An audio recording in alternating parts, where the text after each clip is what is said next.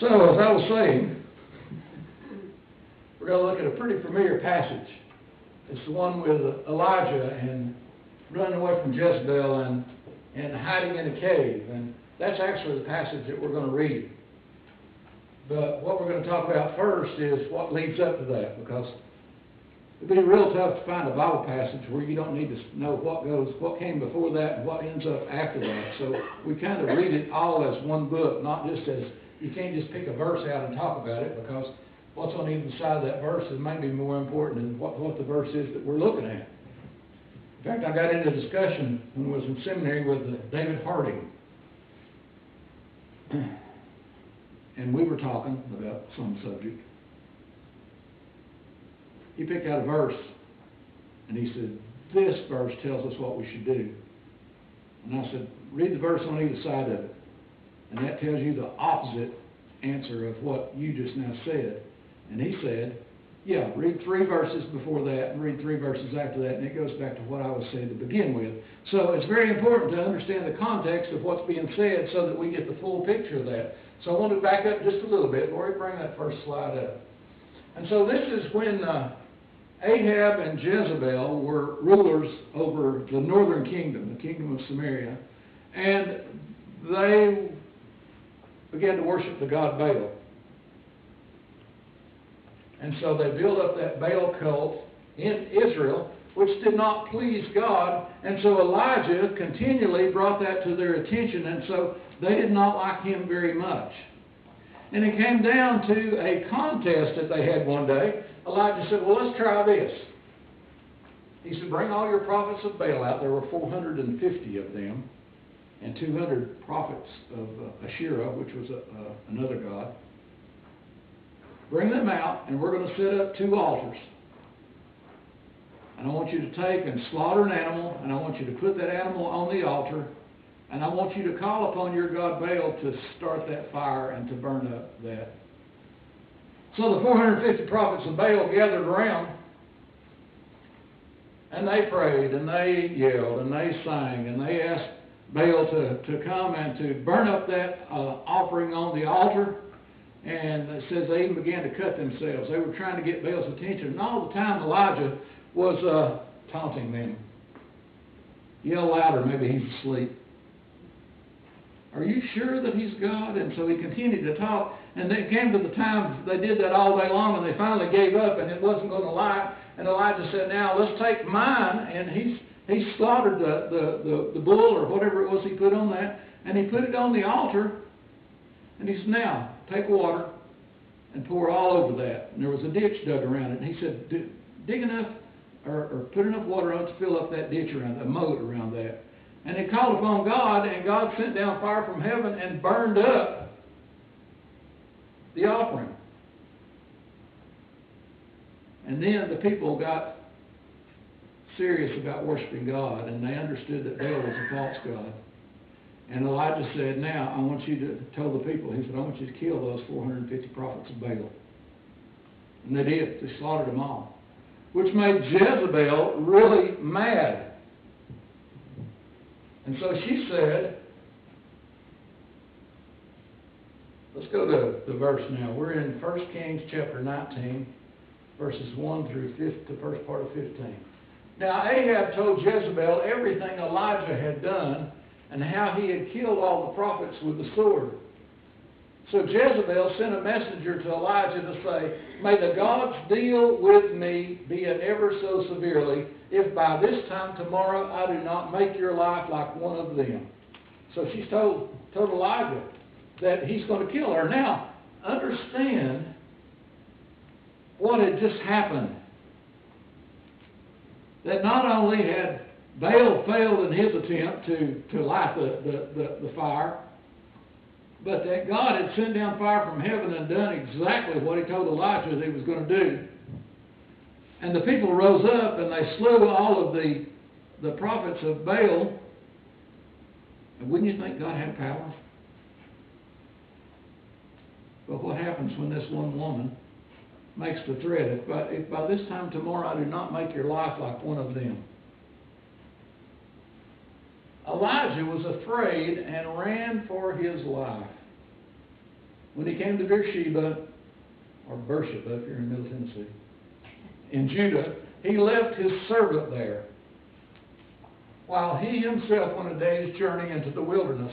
He came to a broom bush, sat down under it, and prayed that he might die. I've had enough, Lord, he said. Take my life. I am no better than my ancestors. Then he lay down under the bush and fell asleep. All at once an angel touched him and said, Get up and eat. He looked around, and there by his head was some bread baked over hot coals and a jar of water. He ate and drank and lay down again. One more example of God providing for him.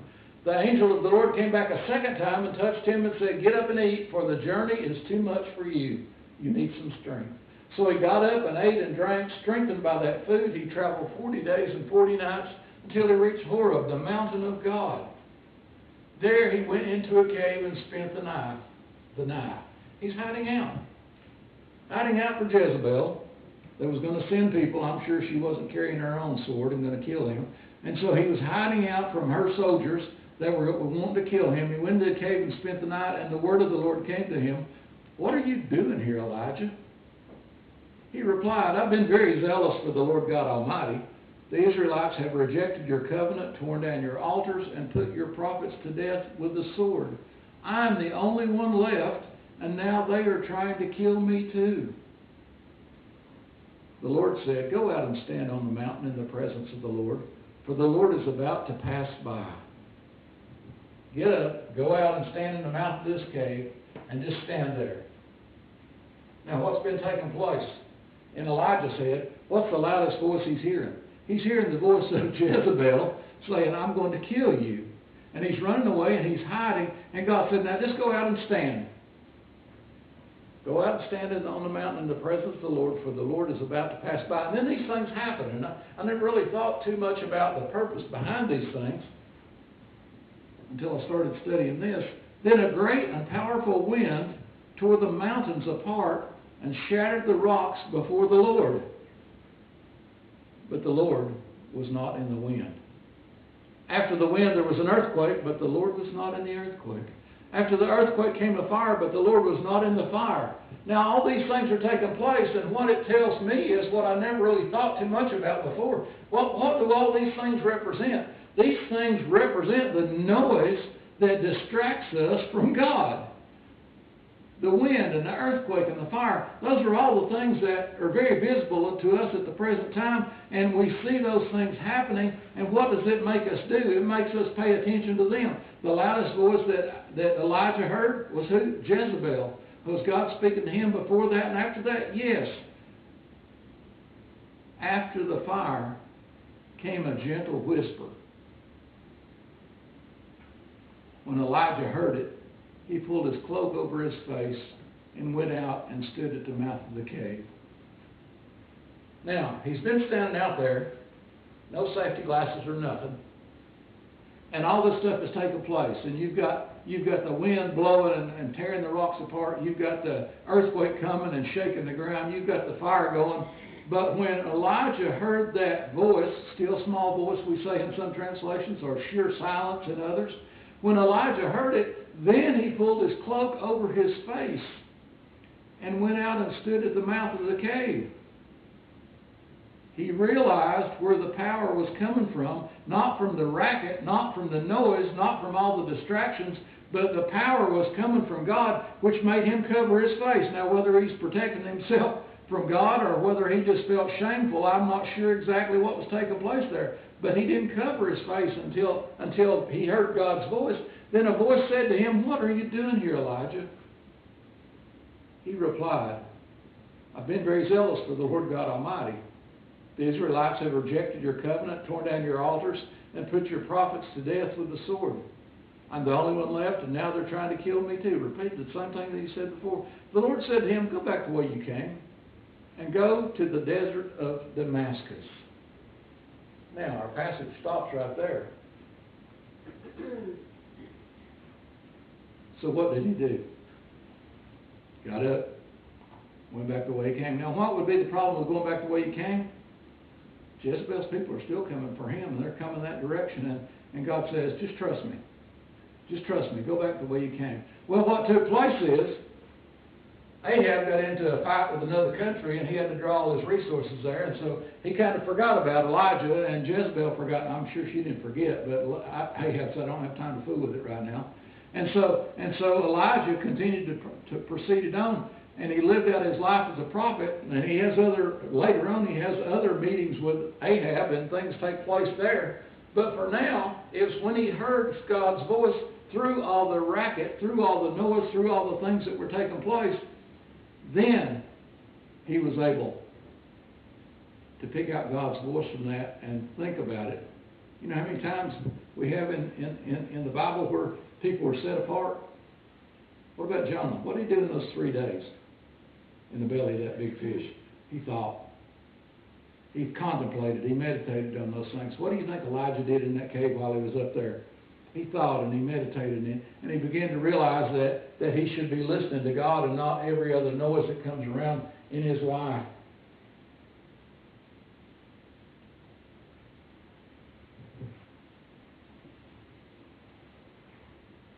So that's a pretty simple message, isn't it? What do we hear? What are the things that we listen to? Is it always the loudest voice? You know, the scales there on that inheritance of attentiveness. The commentary I was looking at, actually the writer of it started out just talking to preachers, cautioning us that it's a balance of listening and talking. Well, what do preachers do for a living? We talk.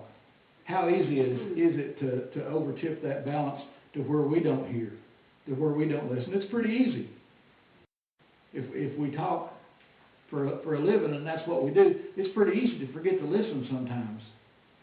Now, if we're talking one-to-one with somebody, the listening is probably more important than the talking at that point. And not just for preachers, but for everybody. But I think the balance here is balancing between the noise that we hear and hearing God's voice.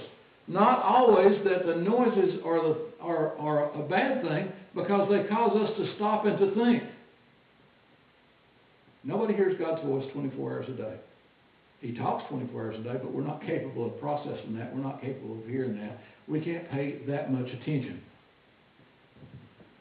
Or as a preacher I had a few years ago said, nobody can stay on the mountaintop. It's exhausting. It's exhausting being in the presence of God and listening to God, that we have to come down off of that mountaintop to rest, to even stop for a while. And so when we think about these things,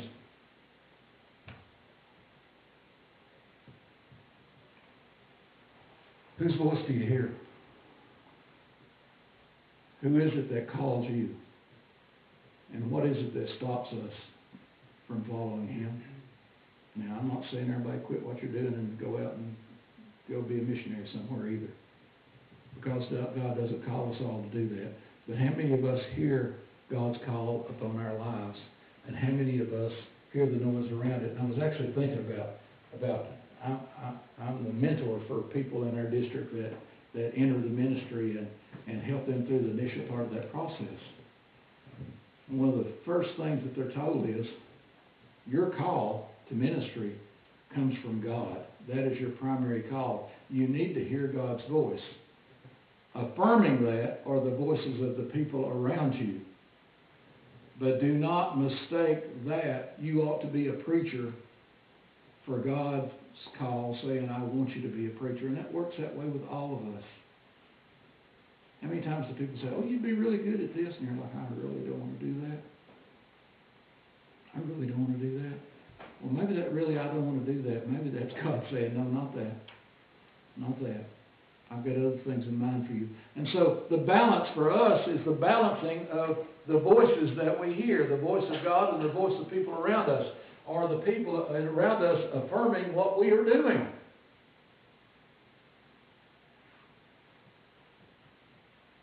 Next week. It's so hard to separate these things out. But how many times do we stop and say, where's the balance here? Am I only responding to the loudest voice that I hear? Or am I responding to what God has to say? Because God really doesn't yell at us. God is so patient to work with us and continue to reach out to us until finally we get it. And let me tell you, I'm the poster child for not getting it. I'm the poster child for not hearing God's voice till I'm like 46. I began to hear a voice. And about 2 years later, I figured out that was God talking to me. But there were a lot of other voices that were much louder than that. But I began to tune into that one when I began to understand it didn't stop talking. That it was continually something in front of me that God was calling me to do. And it doesn't work that way just with preachers. It works that way with everybody. Are you hearing the voice of God?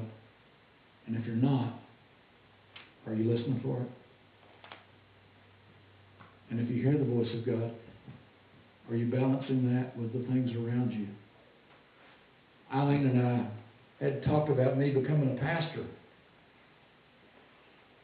way earlier than I did. And what we said was, we have a baby girl and we can't really afford to live on a pastor's salary and to raise her. And that might seem pretty selfish. But it was also the balance of those voices. And now people say, were you running from God all those 20 years or whatever it was? I'm like, no. God knew I was way too dumb to be a pastor when that first call came. But He just said, I've got something for you to be thinking about. You see, it's a balance of understanding, not only understanding God's speaking to you, but understanding what He's saying, and then balancing that with the people around you.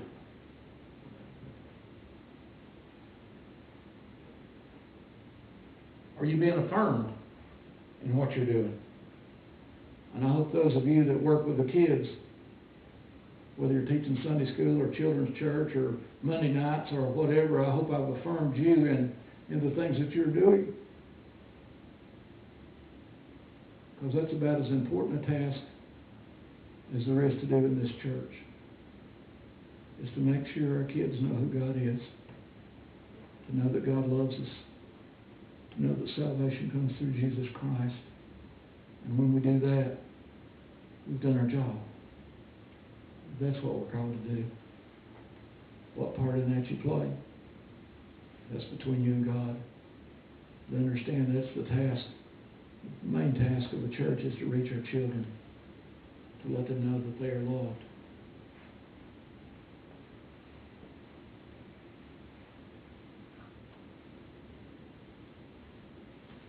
The primary call comes from God. It's hard to hear. It's hard to understand. Then we're affirmed by the people around us that when we say, I think this is happening to me. You know what, when I announced that I was going to become a pastor, my previous pastors, the ones that I talked to, you know what they said? We wondered how long it was going to take you to figure that out. Because they knew that the call wasn't coming from them, that it had to come from God. We need to set ourselves apart. Maybe not running from Jezebel, but set ourselves apart in that cave, in that quiet place occasionally, just to stop and to think and to understand how God works in our lives. And I tell you, I know it's a difficult thing to do. Robin, apparently what happens on Sunday morning when they get here is she gets out first and changes the diaper before they ever come in. And I said, getting out of the car is even a process for you, isn't it? She said, every day. Every day. See how those things, and I'm not saying don't change the diaper. But I'm saying also, don't get so absorbed in that you forget to listen for God. And I'm not talking about Robin. That was just the example of the morning. Just think about, can you hear God's voice? Is He speaking to you? Are you being affirmed by the people around you? And if so, then we get up and we leave the cave and we go out and face whatever the world presents to us. But we know that we don't go alone, that God walks with us. Let us pray.